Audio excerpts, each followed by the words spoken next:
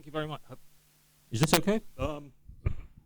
Yeah? Okay. Thank you very much to Mark Donfried and the organizing team for inviting me to this talk. I've got about 20 minutes. It's a half an hour slot, is it? Okay. I'll try and get through this in 20 minutes then. I am a political philosopher, right? Sorry about that.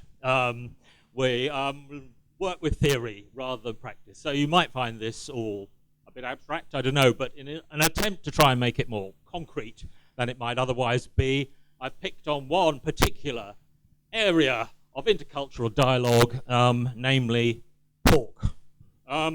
Okay, so there you've got a pig carved up according to, I think, those sort of American cuts. At least that's what it told me on the file when I looked on the internet and grabbed that image off there. Without regard to copyright, I must say, it's probably illegal for it to be on there. But anyway, I'm relying on you not to tell on me to whoever owns the image rights. Okay, so I'll start by talking about pork and then try and draw out some more general morals about relativism and toleration and how we all live together or don't live together satisfactorily. Okay, so there's a picture of a pig, a random pig, again, culled from the internet. Oh, right, sorry, there's a certain amount of this sort of animation mania. Right, there's a dead pig. And that already, okay, it's not very readable on my computer, but I think it's okay on the screen. So the first point I'd make is pork is actually a kind of cultural crossroads. Until you start thinking about it, you might think, well, okay, pork, yeah, what is there to say? But fairly obviously, and I know there are Muslims in the room, for example, there may be Jews as well, one of the significations that pork can have is as a meat which is unclean, not kosher, not halal, and so forth. And these are among the cultural responses that we make towards pork. One response to pork, of course, is just to eat it. A lot of people do that. I do that, okay, so I'm coming out as a pork eater. Doesn't mean I look askance on people who don't eat pork, you know, I'm very kind of liberal about that sort of thing. I think people have a human right not to eat pork if they don't want to eat pork. My mother doesn't eat pork, for example. I have friends who don't eat it, but that is one response to it. The bacon sandwich, that's one example. Okay, there's various, yes, okay, we've got various dishes here. So bacon sandwich, sweet and sour pork, andouillette, and the gammon steak. Okay, so there's a different kind of cultural representations of pork and its culinary or gastronomic significance. I think I've got some more graphics, actually. The andouillette is a particularly interesting one. Anybody French here? Bonjour, bonjour. Fried andouillette? I never have. No? Yeah, it's nice. Some people think it tastes a bit kind of fecal because it's from the, you know, from the lower intestine or whatever of the pig. But anyway, I have seen people eating it. Okay, and we've got a bacon sandwich coming up somewhere. No, that's a gammon steak, and there's a bacon sandwich. Okay, so that's the gastronomic meaning or meanings of pork, right? It plays a fairly central role in some cultures, the US, for example. Hogs, pork barrels, I mean, it's entered the kind of common discourse. But as I've already indicated, there are other ways in which people engage with pork, less favorably disposed towards it, more favorably disposed towards the providers of pork, because obviously part of the deal with pork is basically that, I'm afraid, as the old English saying goes, with an English breakfast, which is egg and bacon, the hen makes a contribution, but the pig is fully committed. And, you know, you don't really get bacon without, sadly, the pig, dying, basically. So I've just given you a list there. Oops. Tend to fall over things when I'm doing these talks. Sorry about that. Okay, so there's a list of groups who are not so keen on pork for one reason or another. One is just vegetarians or vegans or fruitarians or nutarians, you know, all those sorts of people. You know, if you say I'm vegetarian but I eat pork, well, that kind of, you know, reduces the force of saying that you're a vegetarian a bit, doesn't it? I mean, some vegetarians are having to say, well, we eat fish, but really if it's pork that you're eating a bacon sandwich, you know, the extent to which you can plausibly claim to be a vegetarian is kind of reduced pretty drastically. On the other hand, as I've already said, is this okay? Because I'm aware that I keep coming over the PA sometimes and not others, depending on, is this needed for the recording, is it? Or, yeah, I see, okay, well, I'll keep holding it. Okay, so religious groups, Seventh-day Adventists, Orthodox Jews, Muslims, Rastafarians. That's a selection of people, different kinds of religious faiths where people don't eat pork. Sometimes there are different gradations of strictness or of orthodoxy, but certainly core members of those groups, the last four, the bottom four on the list, the non-secular ones, you've got sort of two secular groups there, or potentially secular groups, and then you've got four religious groupings, and they tend not to like the idea of eating pork. So there's another dead pig. Okay, so on the face of it, you've got different attitudes already towards pork, and then there's a question about how we negotiate those, right? What do we do about the fact that people have different views on dead pig meat? Okay, here's a bit on scriptural prohibitions coming up, just to give you sort of chapter and verse, literally about that. Here we go. Graphic of a pig. So that is a quotation from the Bible, the Old Testament, a holy book for Jews and for Christians. I think that one is Leviticus. There is stuff in, that is to say, the third book of Moses, in Deuteronomy as well, which is the second book. And the swine, which is an old word for pig in English, because it divideth the hoof and cheweth the cud, it is unclean unto you. Ye shall not eat of their flesh, nor touch their dead carcass. So the basis for the prohibition there is the fact that you've got a beast with a cloven hoof, a split hoof, that also doesn't chew the cud. Now, don't ask me why that means you can't eat the animal, because you then have to go off and talk to rabbis who will no doubt give you reasons why that is the case. But those are the formal conditions that have to be met for the non-eatability of the meat, right? The foot has to be split, as it is with pigs and cows, but also it doesn't chew the cud, doesn't ruminate in the way that cows do. So it's okay to eat beef, right? But it's not okay to eat pork because pigs don't ruminate. They just get their troughs down, their snouts down into the trough and guzzle, swill, or whatever they do. Okay, I don't think this is gonna work actually. There's a link there to a reggae song which I was gonna play you. You can note down the link if you really want to go to it. It's by somebody called Axelrod. It's basically an anti-pork reggae number. It's a bit of an undiscovered classic actually, I think.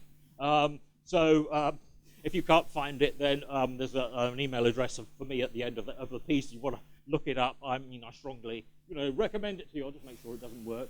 These things don't. But I'm not hooked up to the internet, so I think it'll take too long, sadly. Goes on for about 4 minutes, going on about how bad eating piggy wiggies is, and all sorts of bad things that will happen to you if you eat pork. So that's kind of Rastafarian take on pork, and then you have got Quranic prohibition there.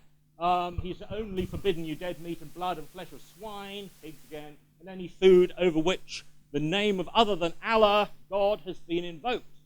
But if one is forced by necessity without willful disobedience, then Allah is oft forgiving, most merciful. So there's a bit more kind of flexibility there on the. There, you've got it. Tiklar versus Axelrod. Yeah, that's exactly it. Do you want to play it now?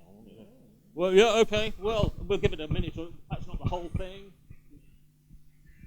Is that coming in?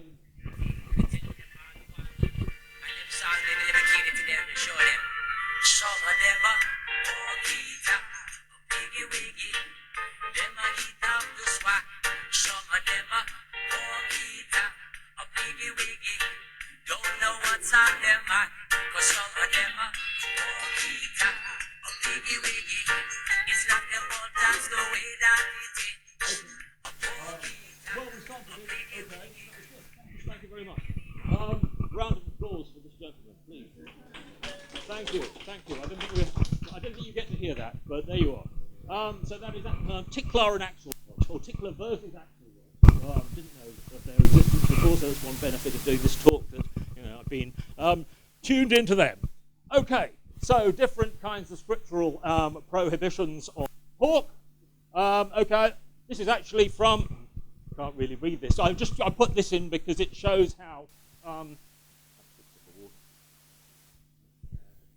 This is actually the comments thread from the YouTube video, which has just been played. So if you go down, you've got the usual kind of comments, and it does show how the public sphere, as it now exists, and the public sphere is very importantly, includes the internet now, as you know, how this can quickly polarize opinions about something as innocuous, perhaps seeming as pork.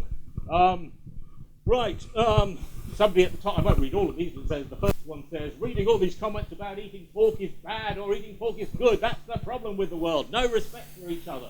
Bury your differences and get over it. Then somebody else says, bro, this Jamaican donkey stay hating on us all. Proud pig eaters of the Pacific Islands. So that's somebody from Samoa or somewhere like that protesting about Rastafarian West Indians saying you shouldn't eat pork. Okay? Then somebody else comes underneath rather irrelevantly saying offensive is what Israel does to Palestine. Somebody else says I'm a vegetarian. WTF, I won't spell that out, is this shit. I'm Jew and find this offensive. So you quickly get the kind of comments escalating. Admittedly, these are sort of nutty people sitting in their bedrooms in Iowa or somewhere. Sorry? No, it's okay. Sorry, you were signaling. Okay. But it is kind of indicative of how opinions differ, and you quickly get into a not very edifying slanging match between different people, depending on what cultural, political, religious, etc. perspectives they have on pigments, on pork.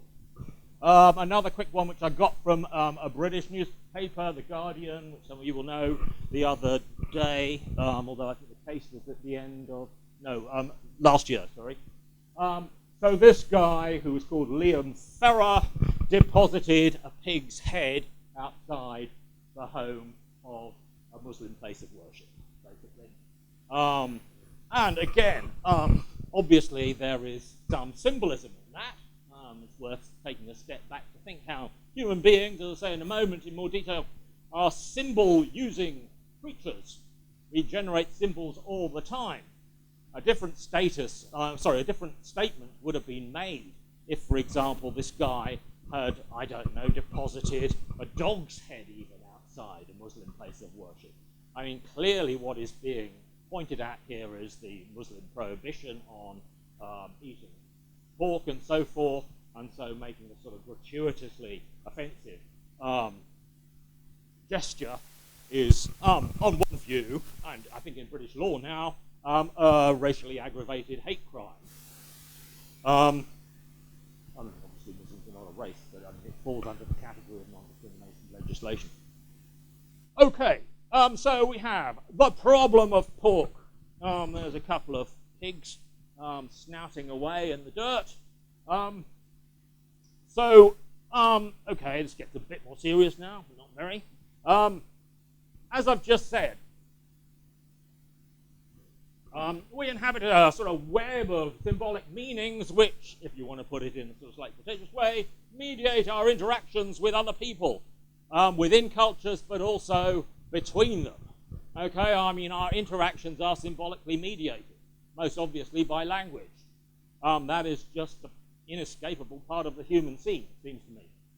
Secondly, if we focus in on pork, pork gets its meaning, as I hope I've illustrated, from the cultural contexts in which people act, whether those are religious, agricultural, gastronomic, culinary, whatever they may be. Okay, all of those different contexts within which pork is discussed and looked at. And so, I mean, if you want the slide, I can make the slides available, send them to the conference site or to anybody who wants them.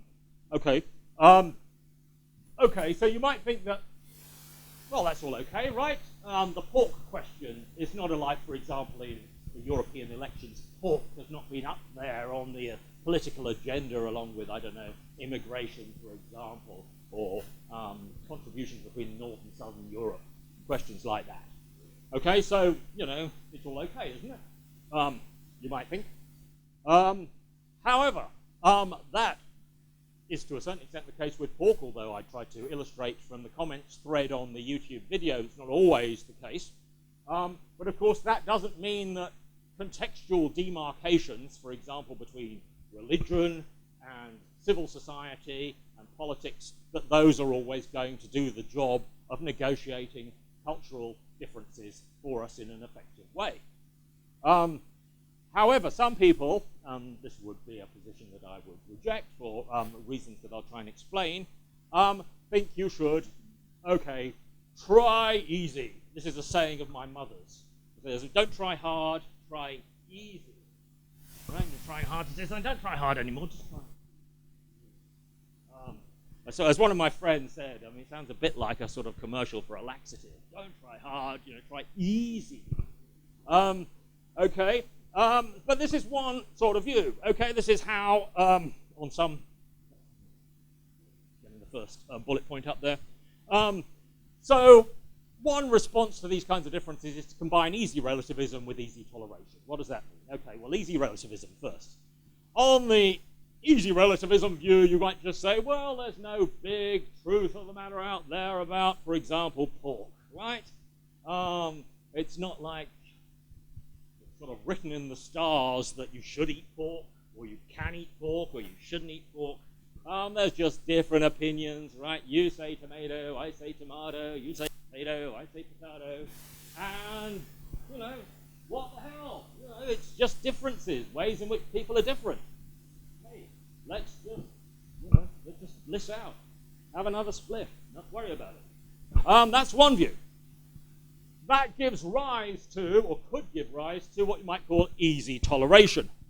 So given easy relativism, as I've just characterized it, or really caricatured it, there's no truth for anyone to enforce, and that just kind of pulls away one of the main traditional justifications for intolerance.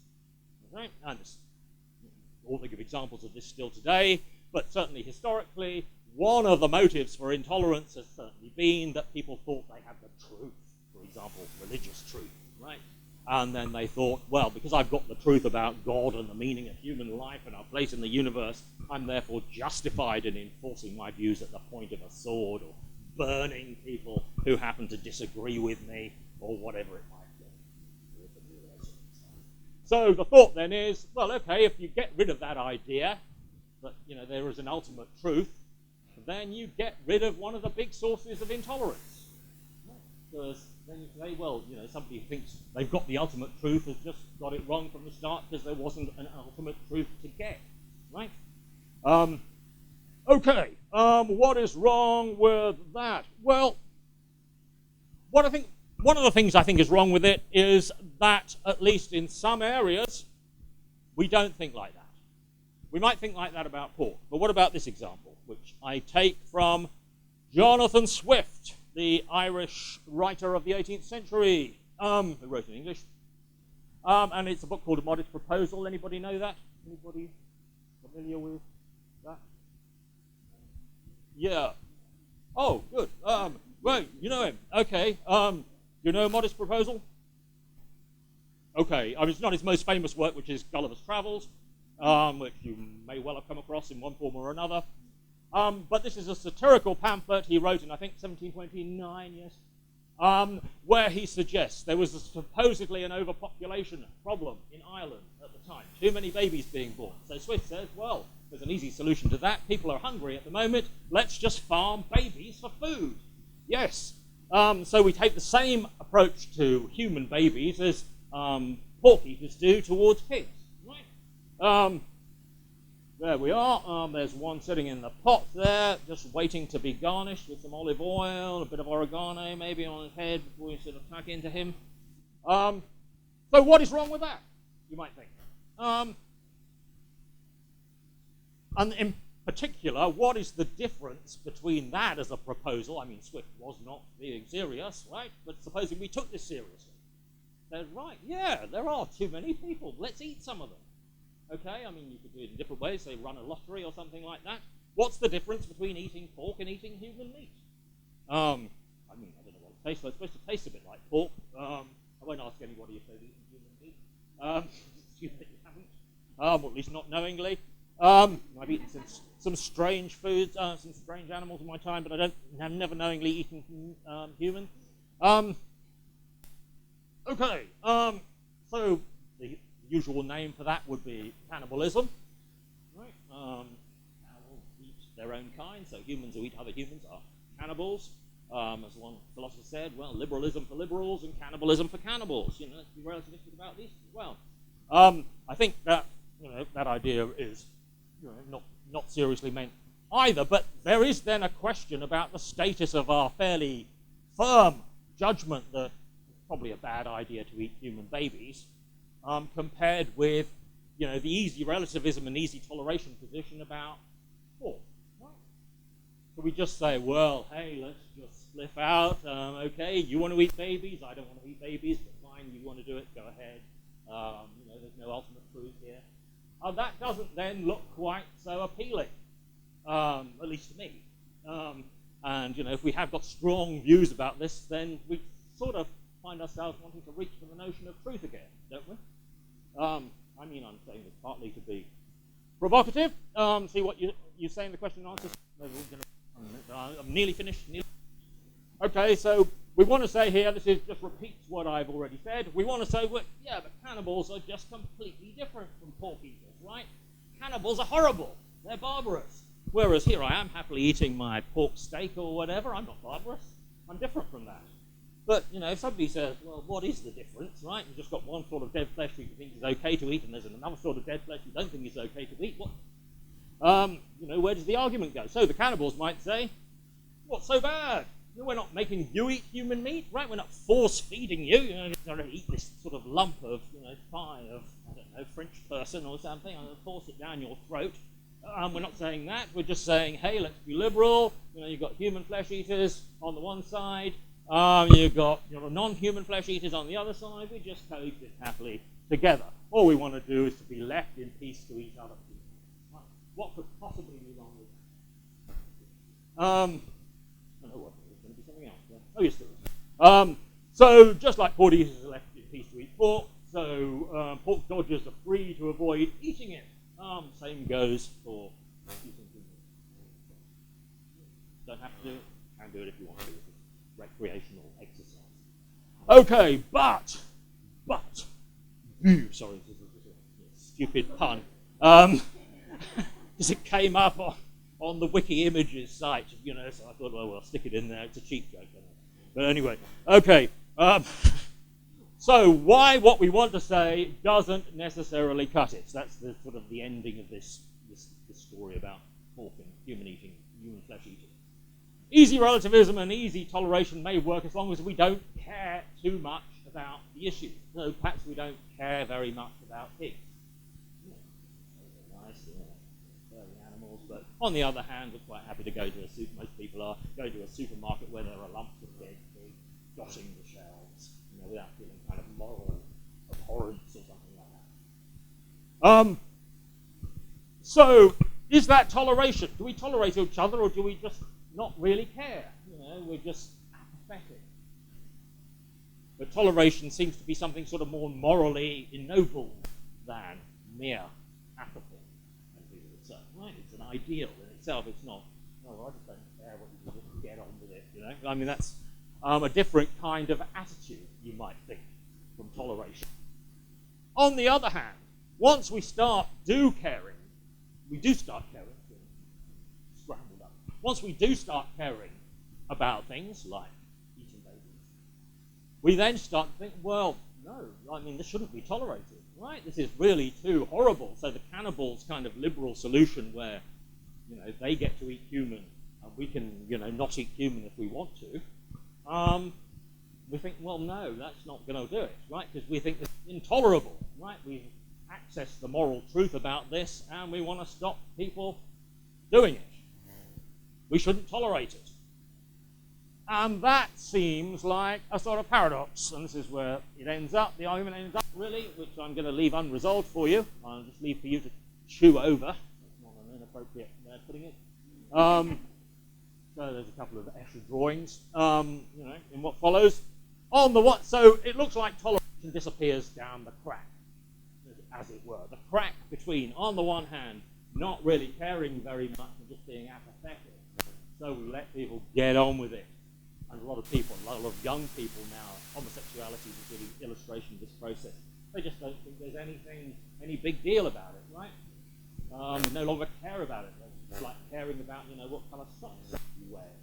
Okay, you're wearing green socks today, fine. Next subject. So there's apathy.